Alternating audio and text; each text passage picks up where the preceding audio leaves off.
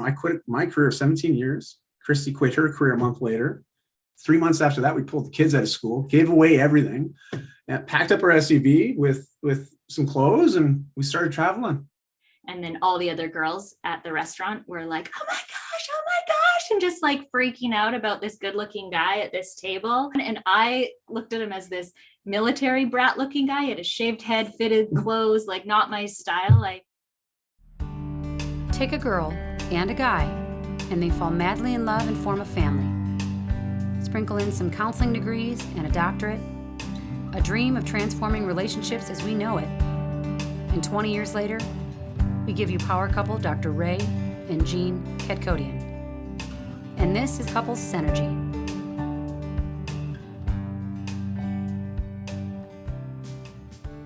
Welcome back to another episode of Couple Synergy with Dr. Ray and Jean. Hi, I'm Dr. Ray. And I'm Jean. And this is our podcast about love, marriage, and relationships. Check us out online at couplesynergy.com or on Facebook and Instagram at Couples Synergy. And please subscribe to our podcast and leave us a review or send us any suggestions on topics you'd like to hear more about. And now on to Couples Synergy, an in-depth look at love, marriage, and relationships, where we bring you our experience helping thousands of couples transform their relationships for over 20 years. You know, everyone says you should work on your relationship, but nobody teaches us how. So we've created this podcast to teach people what they can do to create the relationship they've always dreamed of with the partner they fell in love with. On today's episode, we welcome Manuel and his wife, Christie. Manuel is a super dad dating his wife with a lead by example way of living, who is on a mission to positively impact 1 million role models around the globe to lead a functionally fit life through education, encouragement, and community. He is the author of Manuel's Whole Life Fitness Manifesto, as well as a TEDx speaker whose talk is called Why Vulnerability is a Human Thing. Hello and welcome to our show, Dai and Christie. Thank you so much for being on our podcast. Well, thank you. And I got a full disclosure, and all that stuff that you just shared, none of that would have happened because it's our story. And I want to have full disclosure. Everything there is only because of Christy, and definitely teamwork makes the dream work, as the cliche goes. And but yeah, it's super cool to be here, and also the fact that Christy and I were checking out this platform. We were like, oh my goodness, over 200 episodes. But it was cool because we can see that you work together, you thrive together, right? You built not only a life but a beautiful business, and it's just, we were saying right before you hit record, right? Like, I mean, we're abnormally normal. Normally normal, right? Say that 10 times fast, but I think it's just really cool. We're excited to be here and connecting with you and whoever happens to listen or watch this.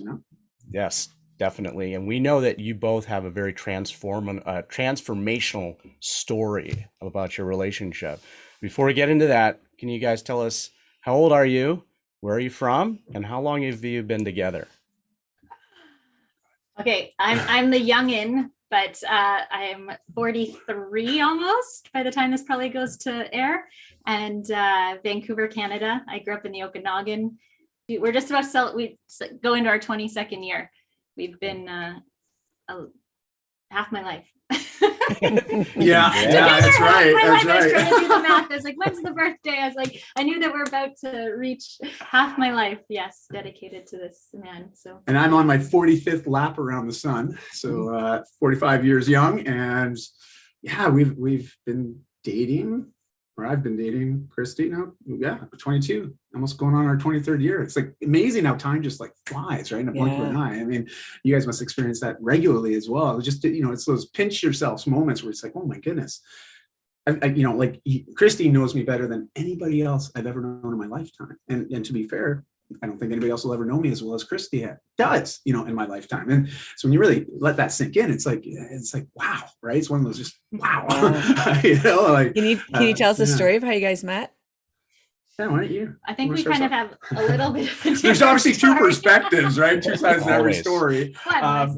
But we do agree we ultimately came together. But I'll let Christy share from her perspective first. Okay. Well, the catalyst was his brother. I worked at the same restaurant as Josh, and so that was the connection.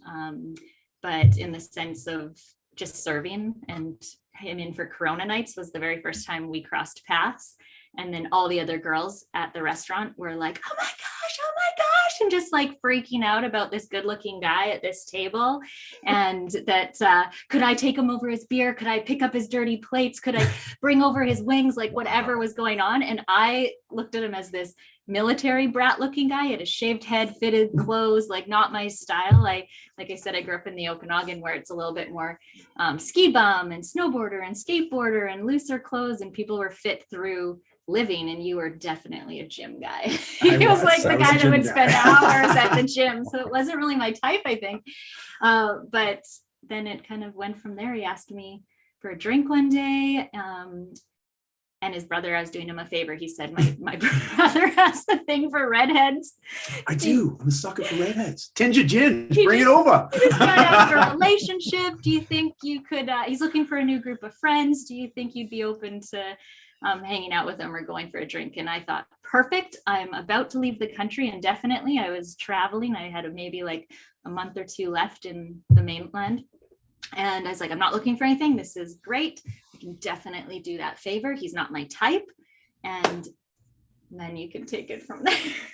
What was your perspective? Well, no, there's a lot of truth to what Christie said, because obviously it's 100% true for her. And I have to echo a lot of the same sentiments. But, I had just come out, I was actually engaged, and when you realize I was in my early 20s, and it was sort of something that was done on a lark anyways. Like it wasn't, when I think about it, I rushed into something. It was very much not, no thinking, just feeling and doing something very spontaneous. And so as such, that was a very short romantic period with that particular person.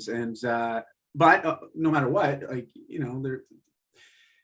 when you make that kind of commitment to someone, it's not something you make lightly. Now, obviously in my early 20s, I can chop it up as being young and naive and ignorant. But ultimately coming out of that, I still felt a bit sheepish, like I was just like, oh my goodness, like, I don't want to do that again.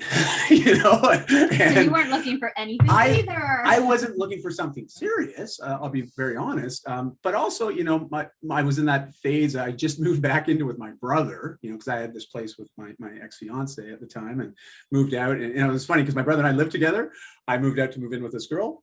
And, just over a year later, I'm moving back in with my brother again. So, and he's my younger brother and my bigger brother. We'll just say that he's a big dude. And I've always been small compared to him, even though I've got the wisdom, he's got the size.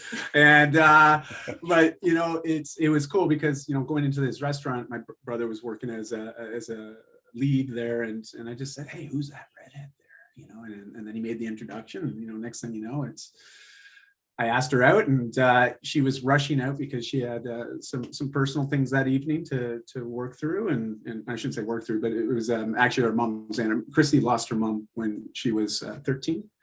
Yeah, 13 years old, and it was actually the anniversary. The day that I asked her out was the anniversary of her mom's passing, and so obviously it was not the right timing, but I didn't know that. And so here she is like rushing out of the restaurant. I asked, and I just stop her as she's leaving. I'm like, hey, do you want to grab a drink? And, she's like, just starting to cry. And I'm like, oh my gosh, what have I done? Like, what did I do? And she apologized, just saying, listen, I can't tonight. And being the salesperson that I was like, okay, oh, yeah, that's right. Tomorrow night? Okay, tonight's not right. All I heard you say was not tonight. And I was like, okay, tomorrow night or Friday night? Like when? Anyway, so I made sure to tie her down to a commitment. Oh. And then it just sort of went from there, we just started to, Our we didn't very go too first serious hangout, too quickly. I think what stuck out is the very first hangout that we finally did connect on. He shows up on time and he's meeting me at work, and he brought me a gift, or like instead of flowers or something, I guess. And it was The Alchemist. And he says, I just wanted to give you a copy of my favorite book. And I was like, that has never happened before. Oh my gosh, this guy's extra cool. And so we hung out for a few weeks just because I was going away and not wanting anything, and knowing what he'd gotten out of. And then I feel it was like a few weeks in, at some point, he goes, am I stepping on so anyone listening, these were like the little tricks here. Am I stepping on anyone's toes hanging out with you? And that was his way of finding out, I guess, if he could pursue something. I had to make sure she further. was unencumbered and Very well worded. Yes. Yeah, like I said, I came from sales background, so I'm very good with language and being very subtle. Yeah, so it was good. It was like definitely a unique way, and we started hanging out. I still went traveling. We didn't choose to stay together at the time, and when I was leaving, his mom gave me a hug and said, "You come back for my boy. I want redheaded grandbabies." And we'd Wow. only been together for Go, like Mom! a few months at this, like hung out only for a few months, but that really sparked with like, oh, I didn't realize we were at that level, or like at that kind of point, or she cared that much. What has he told her, and that kind of stuff. And then eventually it was like 6-8 months later, I came back on a whim and said, I'm coming back. And we've had our ups and downs and rocky roads, but I think we were about 1.5 years in to dating, and we thought we should be parents. That's the next step. We should start having babies. That's the next step. And Okay. yeah, like my mom was told like that she had a health condition, she couldn't have kids. She ended up getting 7 years later, got pregnant. So I thought it might take a while for me.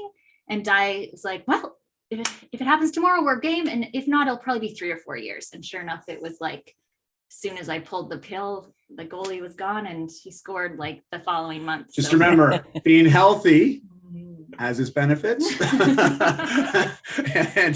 and obviously the swimmers, they swim. It's worked out well though. There you Like go. so we can segue to a different question, obviously, but it has I don't think we would be here today Yeah.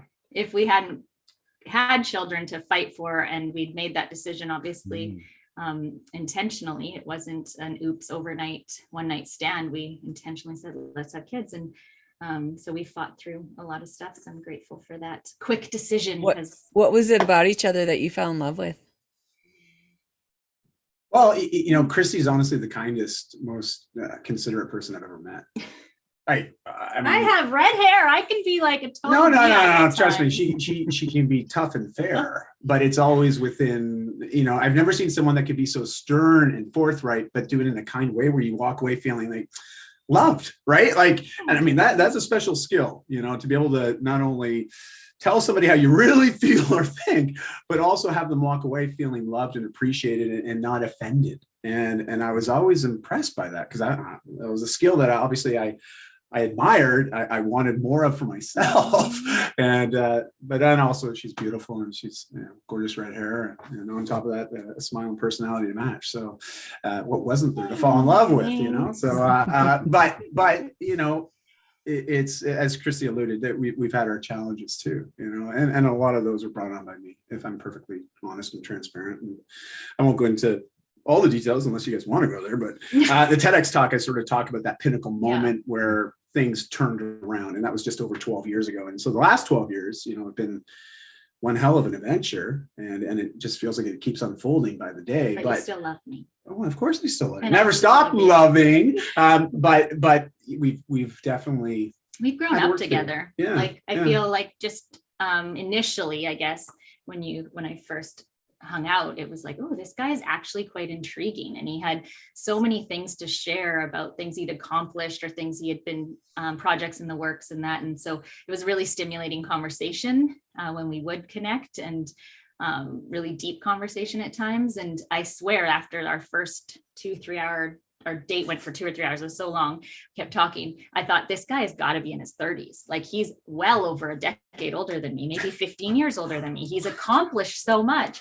And then when I learned that he was actually like only 3 years older than me, I was like, oh my gosh. And so yeah, we just kind of kept hanging out, and it was definitely personality and the stimulating conversation. And then there's the physical attraction that grew there. And then what's kept me in for the love is just the commitment and the ongoing pursuit to, like, he says something and he does it, like follows up with action. And so there's still been those mistakes or those errors and things. And it's just like, instead of the sorry, I'm not a lip service person. And I've always appreciated that about Dai, that he follows through. Why did You're you a man guys of choose action. to have a baby before getting married? Well, yeah, I guess it's Yeah, so neither of us are interesting. religious, really. Like, No, though I mean, my grandparents, we were raised had a different Christians, opinion. and yeah, like, and even, yeah, your grandparents for sure. I think it was more along the lines of when we started to realize we were getting serious, or that we were like looking at more of a long-term relationship. There was this conversation of, I don't know if I could have children. And is that something that we are prepared to continue moving forward with? Or is this where we just cut our ties here and call it quits now? And that's when it came to the decision of like, it might most likely, we thought it would take 3 or 4 years at least. We knew that with science and everything that's happening now, it wouldn't be that we wouldn't be parents. But yeah, I think that was initially, we were thinking we'd still have a little bit of time as a solo one-on-one couple, and it just didn't happen. And to be fair, like, then we got pregnant, and then it was like, okay, well, we were fully committed to each other. Like, I mean, but this is a life commitment. That's also why we even contemplated having kids early and just even start trying. So we always knew that we were going to have this life together. And as far as, but we felt we had lived a lot of life. Well, too. we had, Like, we'd been through a lot of we were stuff. like, But we've done everything.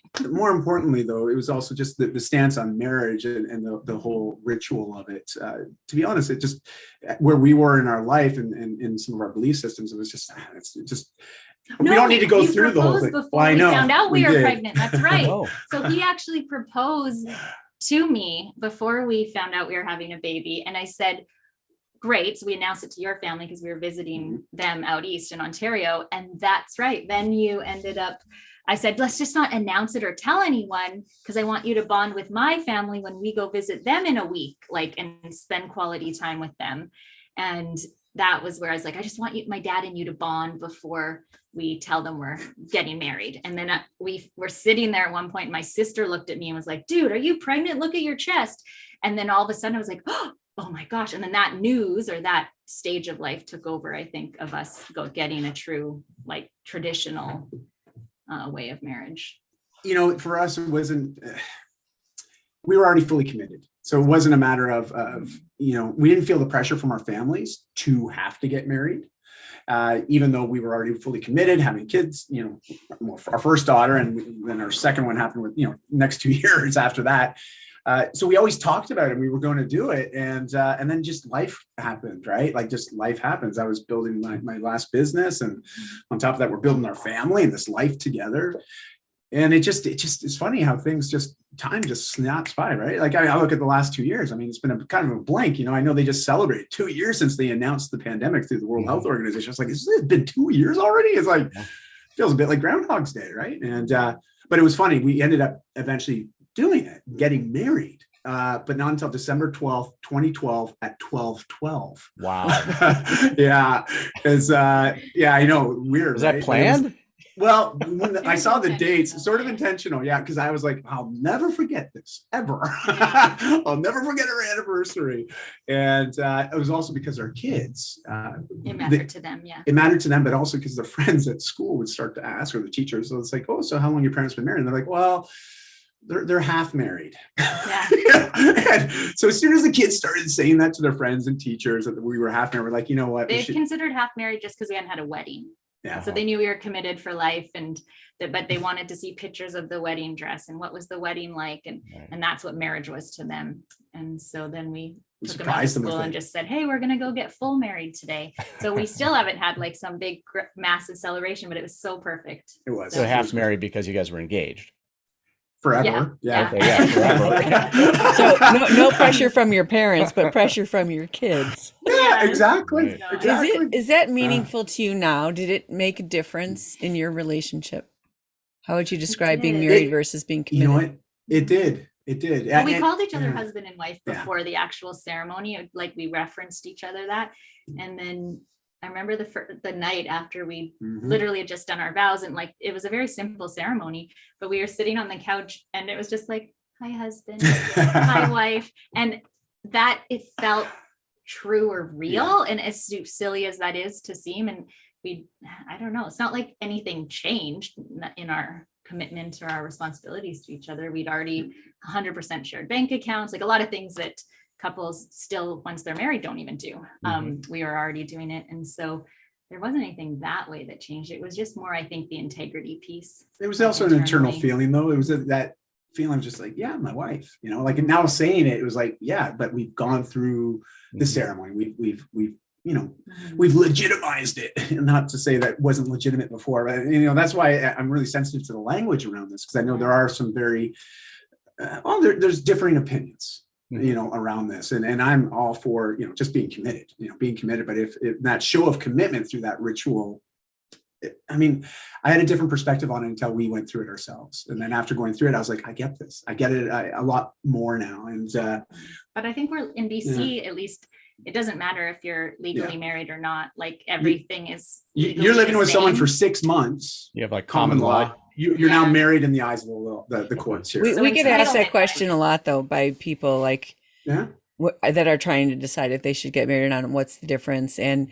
I think for human beings, the ritual of something and the formalized commitment, whether it's to work out, whether it's to take a job, whatever it is, it adds a layer of something that's intangible. Right. Intangible. Yeah, that is, it means something different. And we always kind of call it like Chex Mix. You can pull out the peanuts and stuff if you want, if you're not married. Myself, but and if you're married, it's like a cake and you can't pull out the sugar and the eggs. It's different. It's just a different kind of merging. I felt children was that probably for me. Like that was the non-negotiable. Like it was like, we have decided to have children together and raise a family together. And so, but I was really stuck on the way of even before the actual marriage. It was like, we've committed to life. Like I was kind of raised like, you don't get divorced and like you're together, it's a commitment for life. And I felt that. And I was really, and Dai comes from a divorced home, and you were old enough to understand what was going on in his early teens. And so I think he was a little bit easier to be like, oh, this isn't working, we're done. At one point in our relationship. And I was like, no, we have children.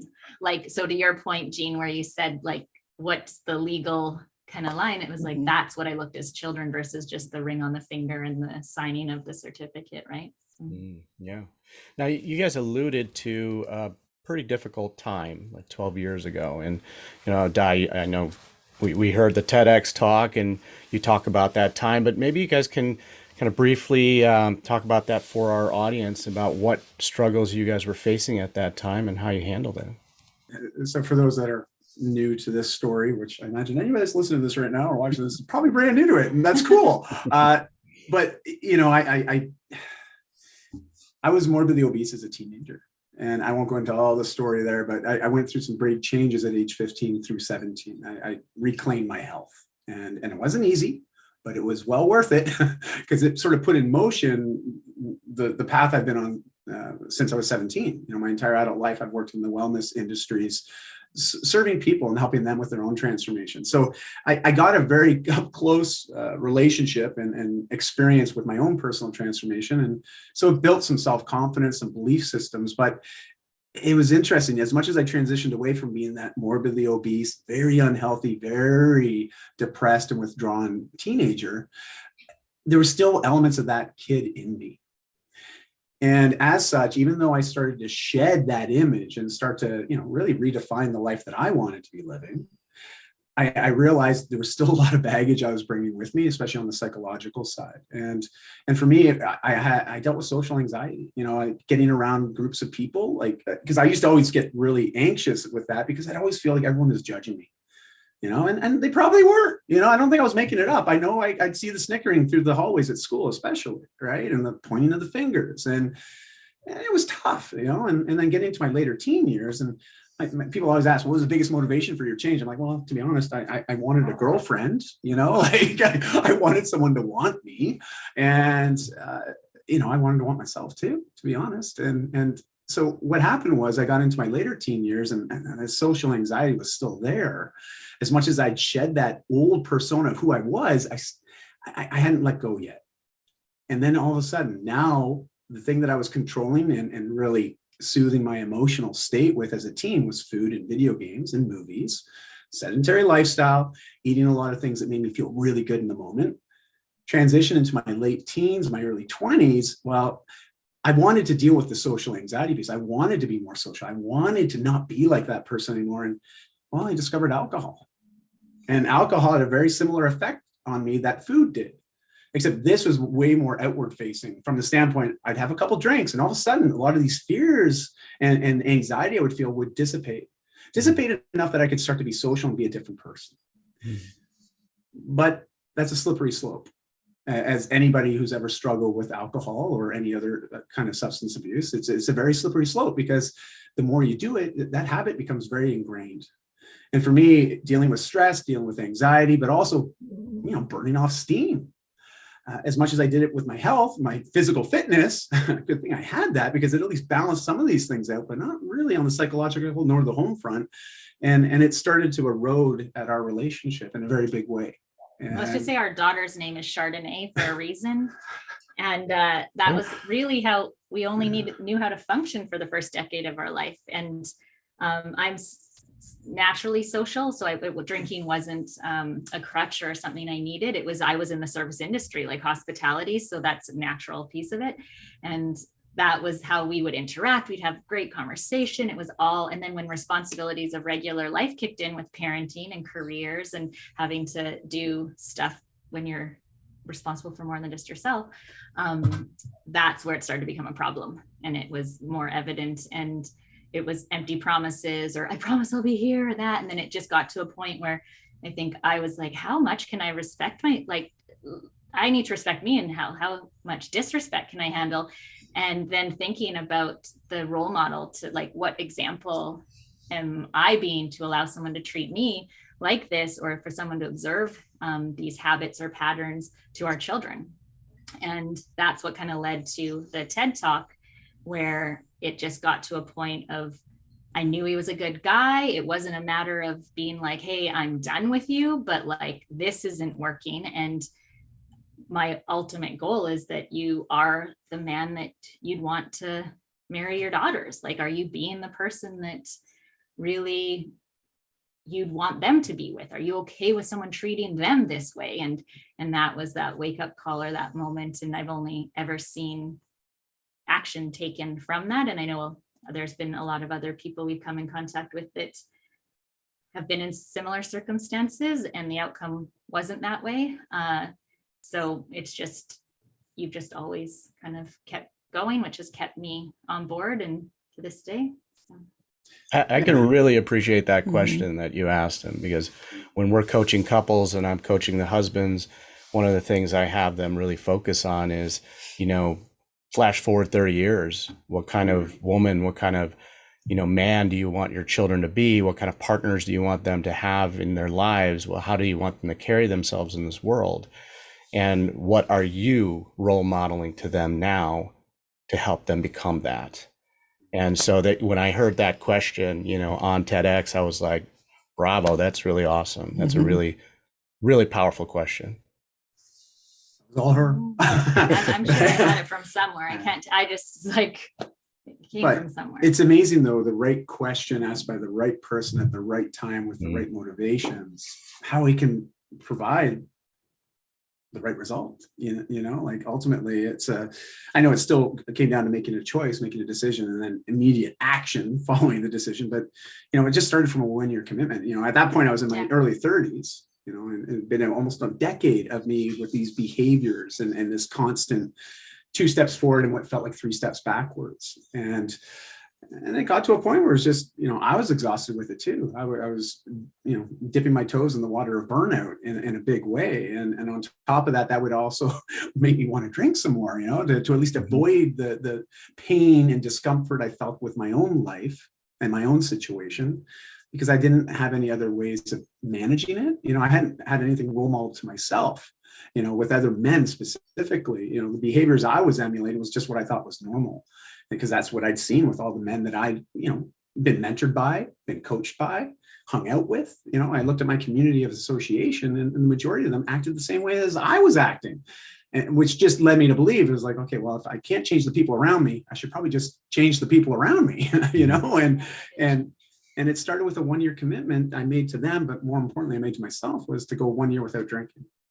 We've met a few other men that have started their own communities for the same reason. They were looking to heal themselves and couldn't find anywhere to go.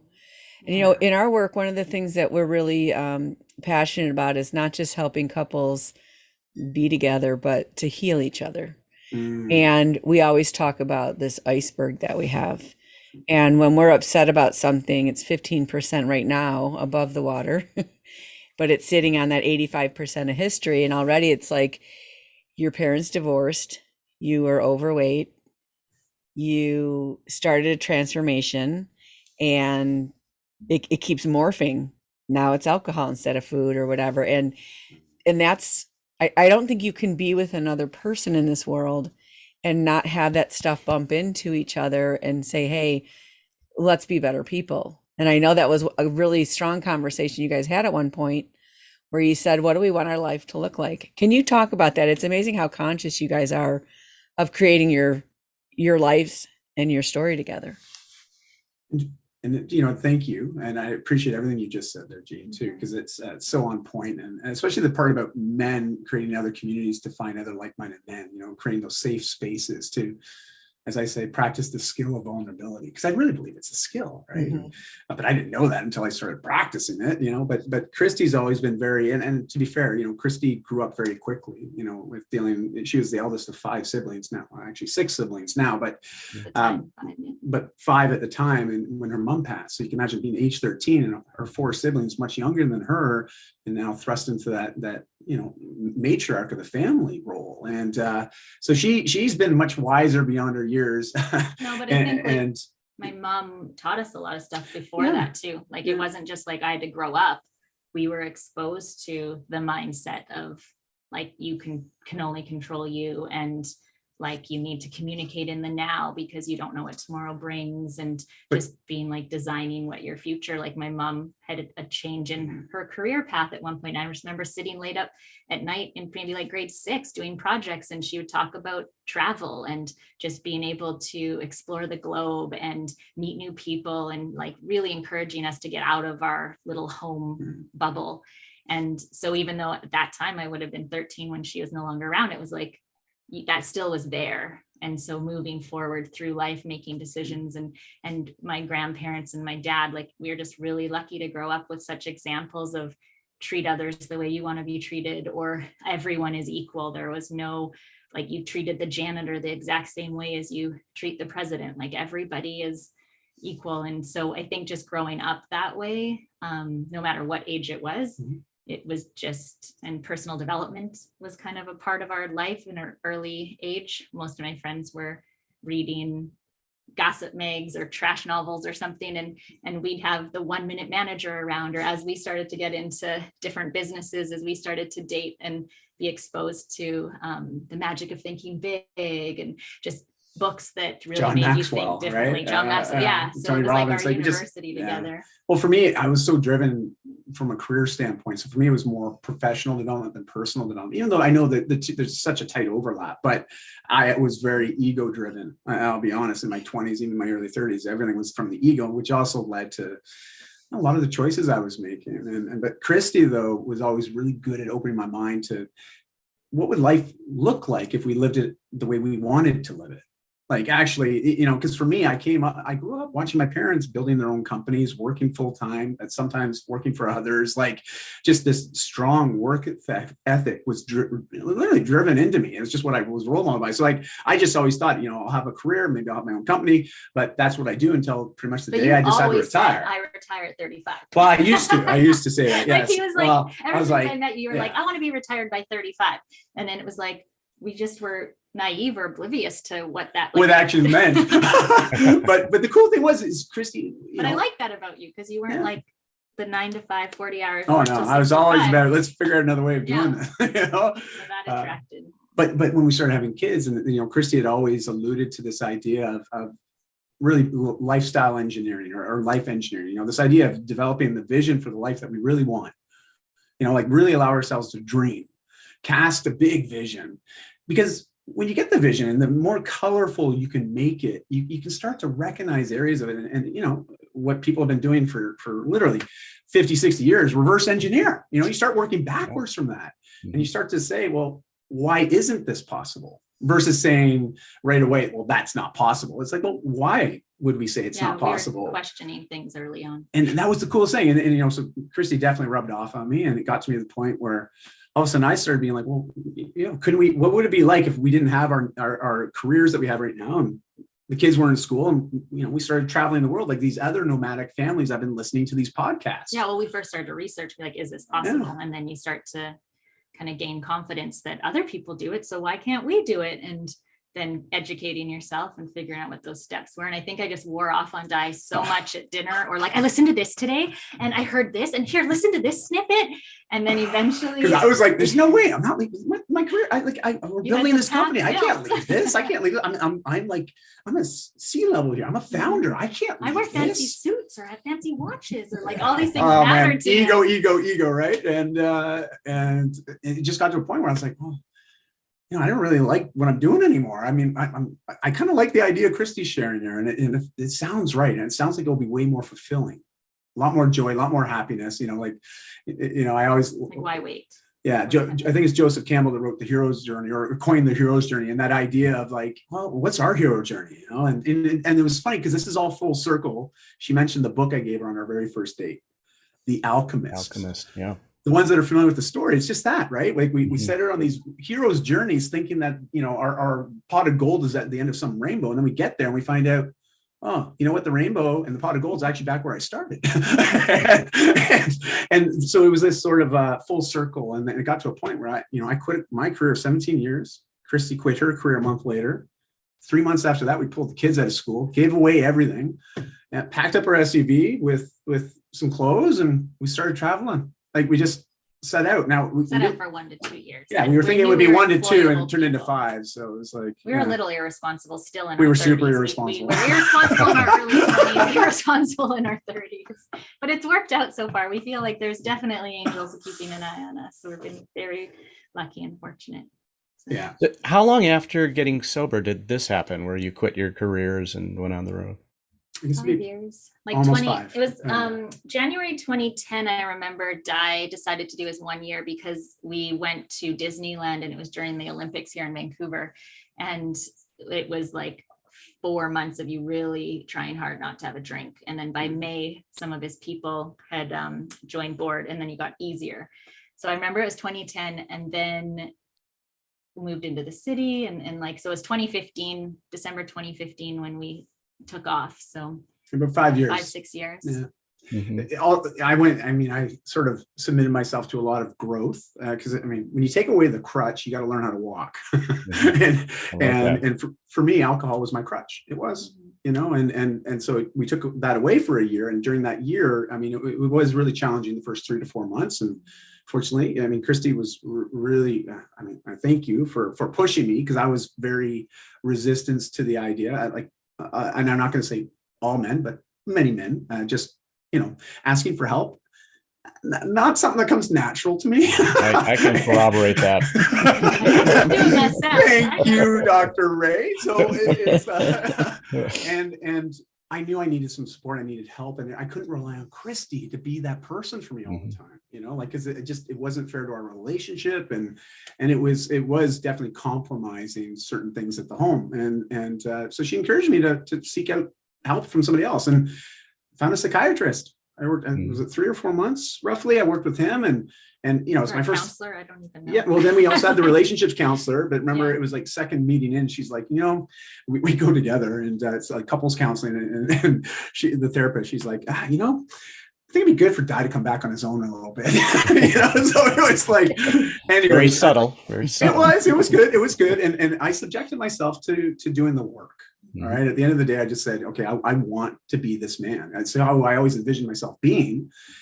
But I knew I was not living up to that, which was also eating away at me from a guilt standpoint, and obviously a lot of shame as well. And I think were you already in like Toastmasters? And I had started Toastmasters, so I could Sunday Fun Day, like our fitness group. So those kind of things, I think, like also, I wouldn't say delayed, but like we're giving it our all, like with your career and stuff, and you were looking to like take over the business, and then it wasn't going the right way with his partner, and so that was creating that. But then you had these other outside projects that were going on that you were loving and felt committed to, and so you couldn't really think of just deserting or leaving.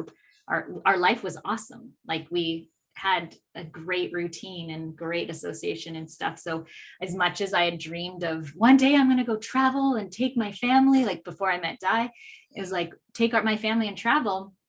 And I'd worn him down enough.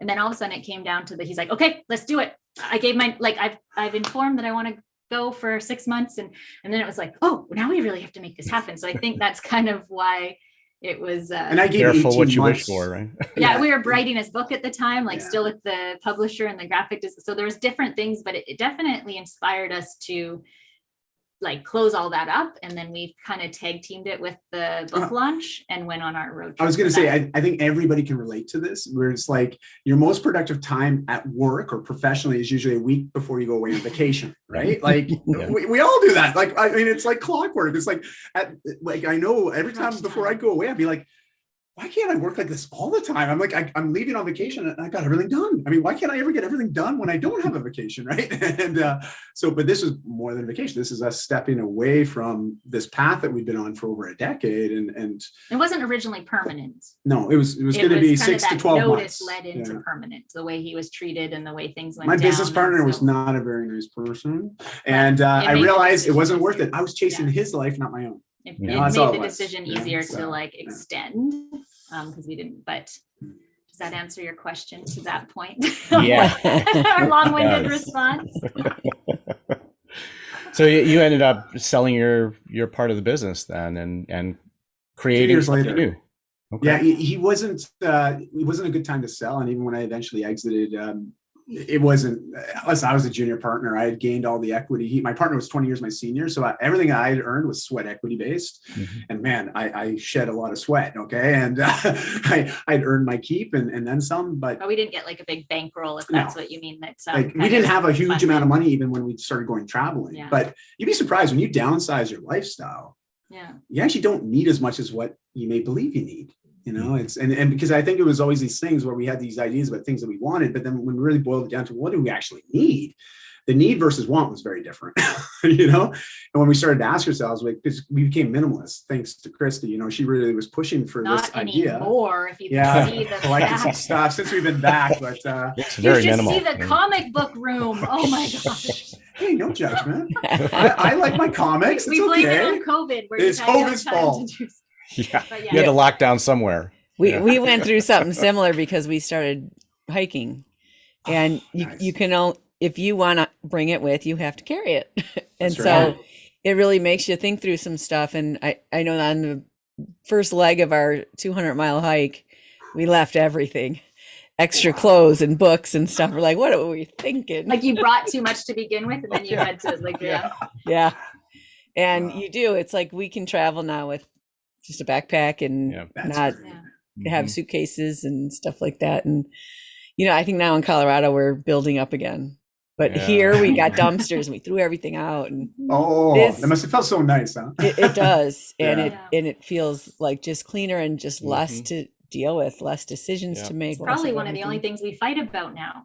Yeah. Like currently in our place, because I'm like, there's so much stuff here. I can't we need to release some stuff. So how did you guys decide to go back to regular life? Yeah. Mm-hmm. It was more for our girls and honoring their request to finish high school. And so we'd agreed to go 1 to 2 years. And now we were on our 4th year. And though we were all thriving and at the time we were based in Bali then for almost 2 years, and they had a great little group. But as kids got older and older, people kind of returned to their regular life and weren't really on the island as much. And so we said, okay, let's go back. Also immigration wise, I started to feel healthcare wise with Canada, all the rules just started to go oh my gosh, how long can we really get away with this or be doing this? And so the stresses started to add up. And I just was also tired of being an entrepreneur for a little bit.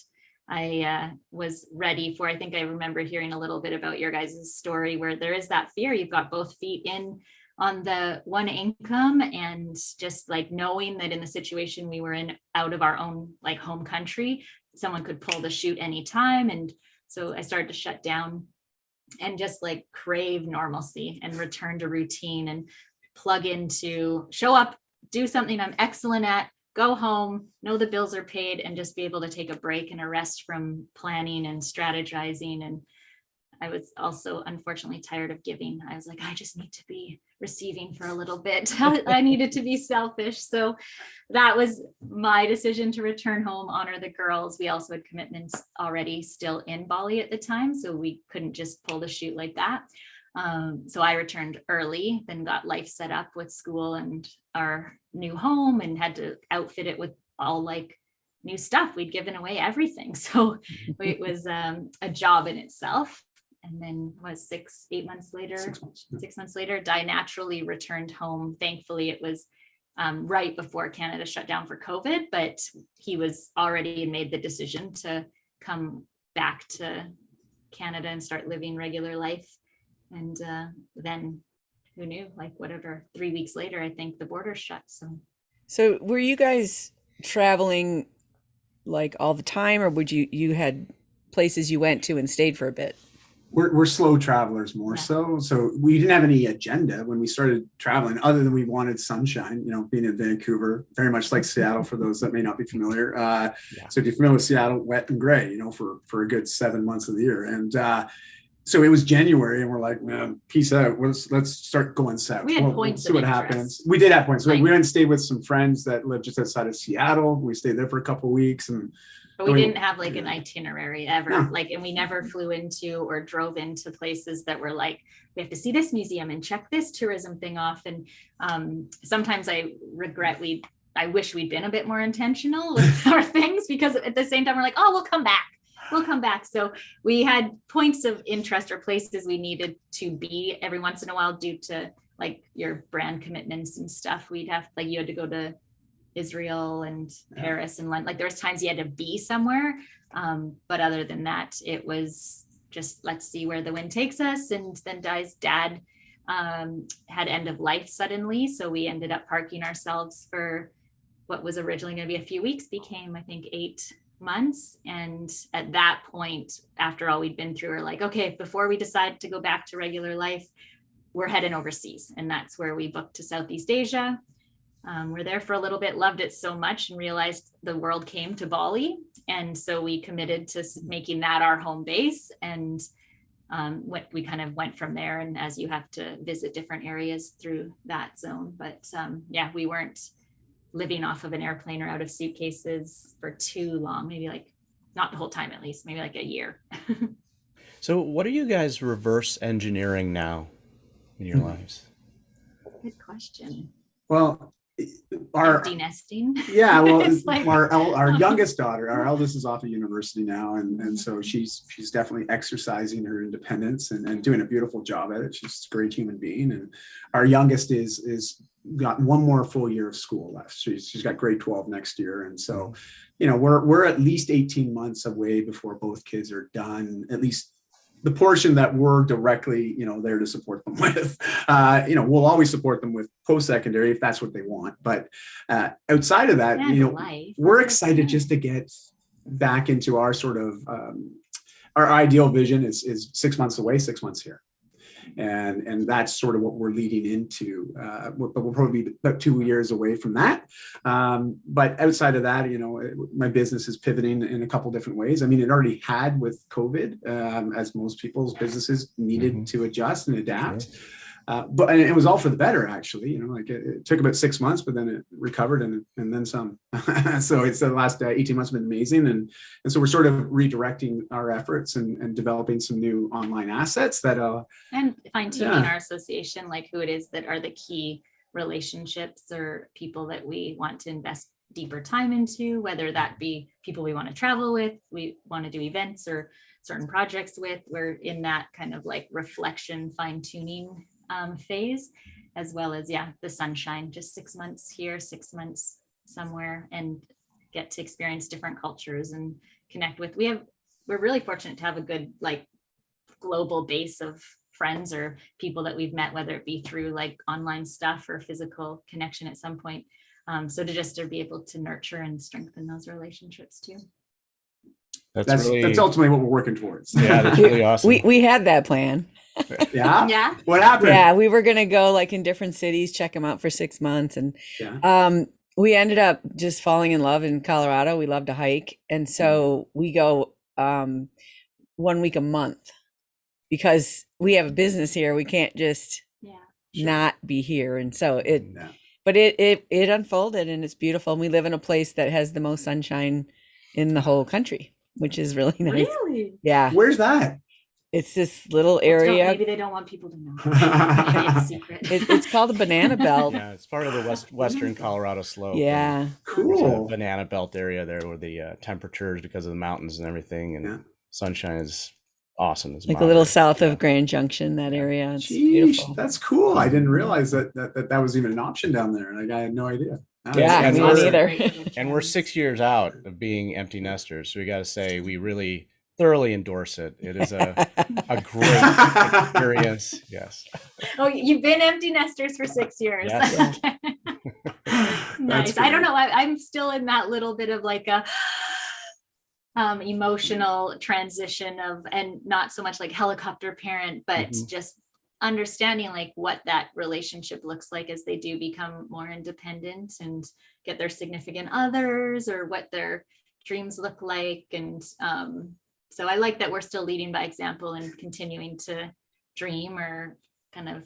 Yeah, and our kids moved away. They both live in different states, and you know, and I think the nice thing about that is when we visit, our son's home right now for the week, is we get him for a long chunk of time instead of like Sunday dinner if they lived closer. Right. So it's kind of fun. Yeah. And it's fun to hang out with them as adults. Oh yeah. Yeah. It's very different. Yeah. We love our kids and their friends. We're really proud of the friendships that they've made, and we like having them over and stuff. So it'll be hard to say goodbye to some of those as they grow up and like move on to different things too. What would you guys say to someone who was contemplating a really big step, like quitting your job and going on the road? Well, there's part of us that we have a motto that's #JustDidIt. But obviously you want to be responsible. We understand some people aren't as free-willed, or well, I think it's more risk averse is probably the appropriate way to put it. I mean, for us, like, we weren't very, I mean, I don't know if we're great examples of what to do, with the exception, I mean, we knew we wanted to do it. And when you start to ask yourself, I don't know if you're familiar, but Tim Ferriss did a great TED talk, and he talks about this exercise called fear setting. And it's this idea of asking ourselves just, okay, well, this is what you want to do. Well, what's the worst that can happen? And, you know, you just allow yourself the opportunity to think and really think, you know, and try to be logical with it, not, you know, oh gosh, the moon could crash into Earth tomorrow, and oh my God, you know, like be realistic with it, okay? And it's because, yeah, of course, any of us could step off the curb tomorrow and get hit by the bus, but look left, look right, okay? But you know what I mean? Like, for us, it was really just, what's the worst that could happen? And for us, it was like, okay, well, we might run out of money. We could be somewhere and have no money. The car could break down. Then what? I was like, well, return to our life. Well, and that was the thing. We were like, well, we're both very employable. Yeah. We do have family that actually loves us, and they have couches. So you know what? Worst case scenario, we end up going back home and we rebuild. But that was really the worst that we envisioned could have happened, given the choices that we were making. But if you think about like somebody who's sitting there debating, it's just like, I think one of the earlier questions we had asked ourselves is, why not? Like, what's stopping us? And so if somebody who's listening to this is like, oh, I so wish I could do that. We come across so many people that are like, oh, I wish I could do that.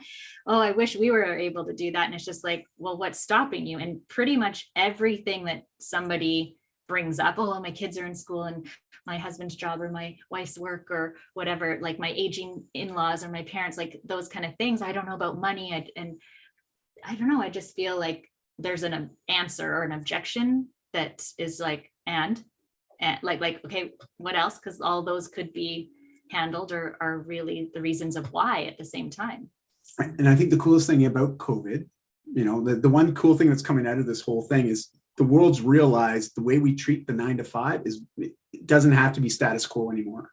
Right. You know, this idea of having to commute into work for, you know, 2 hours both directions just to go to work, you know, like, it's not required anymore. We've proven that over the last 2 years. We can get a lot done and do it right from our living room if we want to. Now, I'm not saying, you know, everyone has to shift to that way of working, but I think you start to realize, if I have an internet connection, I've just been able to do my career that I've been doing for the last decade from my living room without skipping a beat. Yeah, it's more You accessible know? than you think. Like a lot of times it's just our old wiring or the traditions that have been passed on. Legacy Us. traditions. Oh my goodness. Tear them down. Yeah, You know? nothing else on the planet lives like that. Everything on the planet wakes up and says, I'm either going to be taken care of or I'm going to die. Yeah. And it's a much less stressful way to live, actually. It's amazing. So last question. What is it that your partner does that you know they love you? Ooh, you go first. This is going to sound so bad. Oh, great. He cleans. I We know. call it porn for Acts of women. service. Foreplay. I am Porn not. for housewives. Yeah, my love I language is clean the acts of toilet. service when it comes to Dai. Because if he takes things off my list, if he doesn't ask me to do extra things, then that's where I'm just like, oh, he's conscious, he's aware, he's completely like connected to making me happy or helping me. And yeah, so when he's done certain things, I'm just like, I feel so loved, and I know that he's thinking of me first. Porn for women. And Christy knows me really well, and you know, the 5 love languages is one of the first relationship books we really leaned into, I guess, you know, and adopted some of those teachings, and especially when you get clear on how people feel loved. And for me, words of affirmation was one of them, very clearly. And so Christy I'm knows. not the greatest at it. Well, no, but she knows that like it's so It comes interesting. sincerely. Yeah, but I mean, I connect with a lot of people, and I've been very fortunate. I've had some great mentorship and some very supportive people in my life. But at the end of the day, and this is the interesting thing, and we sort of opened the conversation today mentioning that there's nobody that knows me better than this woman. And I'll go as far to say there will never be anybody that knows me as well as this woman does. And on that front, it's actually the only opinion I really care about in my life. One is my own opinion of myself, obviously, and I think everyone should have a high self-opinion. If you don't, well, get to work. But it's that hurts, you know, it's knowing her opinion and her belief in me is there.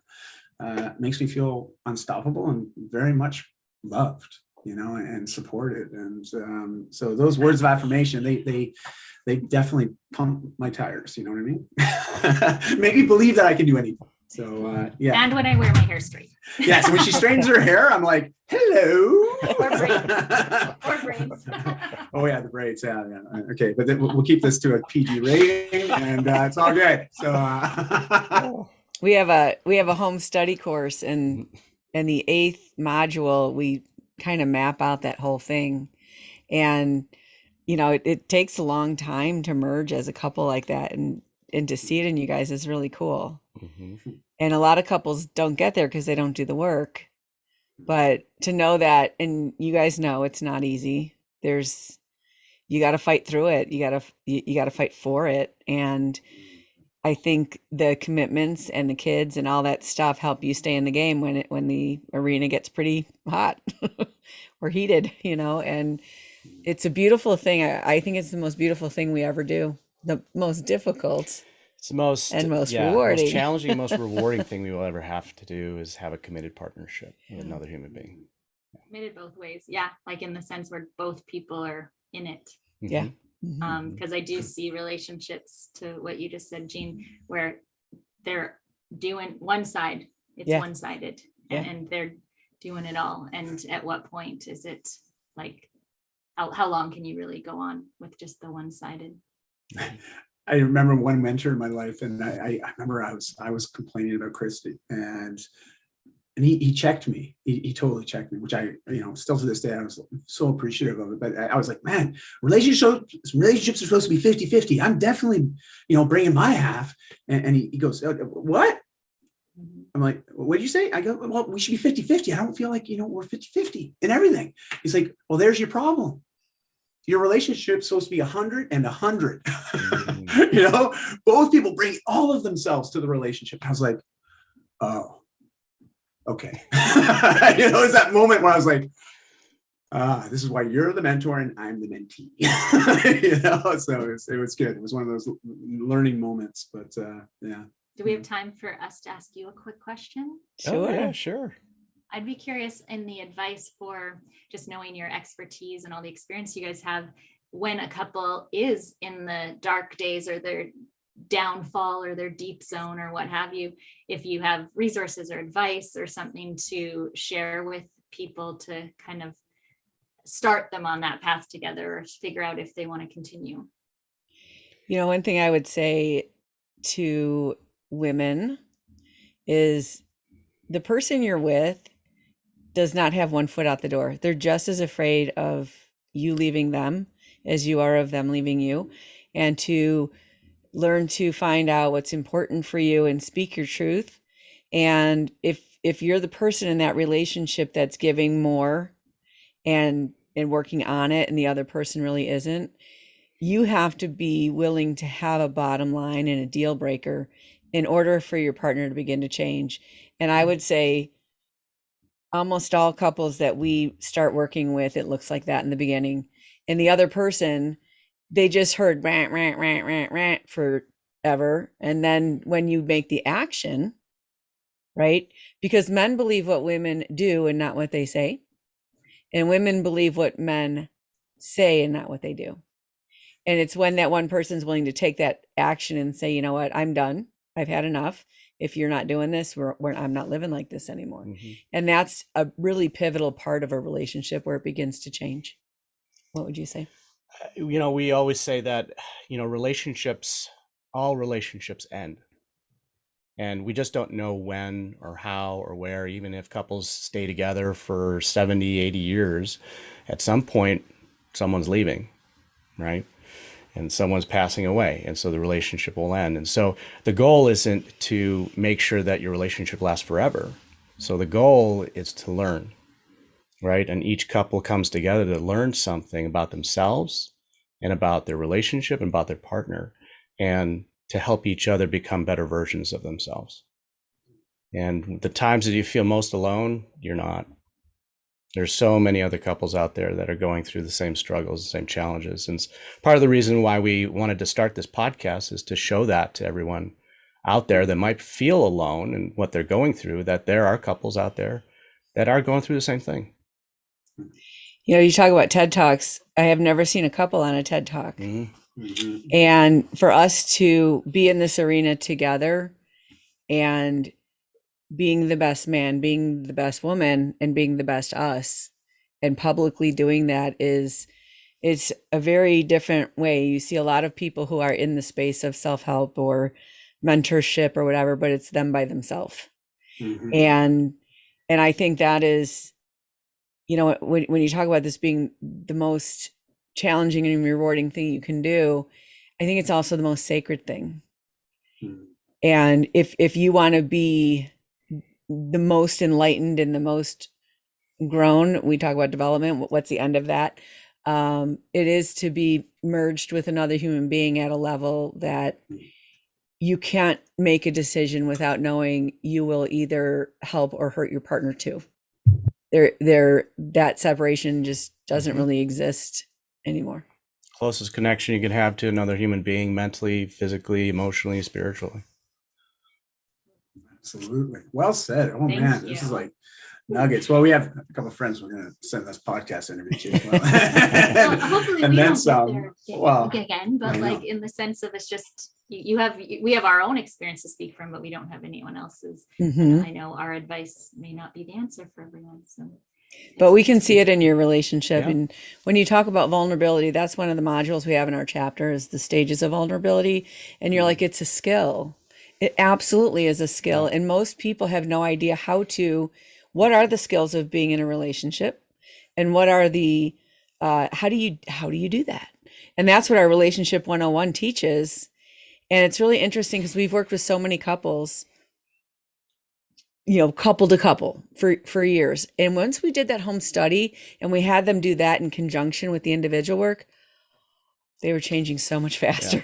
Yeah. They were like totally getting it, because we would teach it, but you'd be in a session, everything's emotional. They heard it, but they don't ingest it. Yeah. Right. Mm-hmm. And so it's really amazing how that's what we've discovered too. It's a skill. And there are specific relationship behaviors that work, and relationship behaviors that really tear a relationship apart.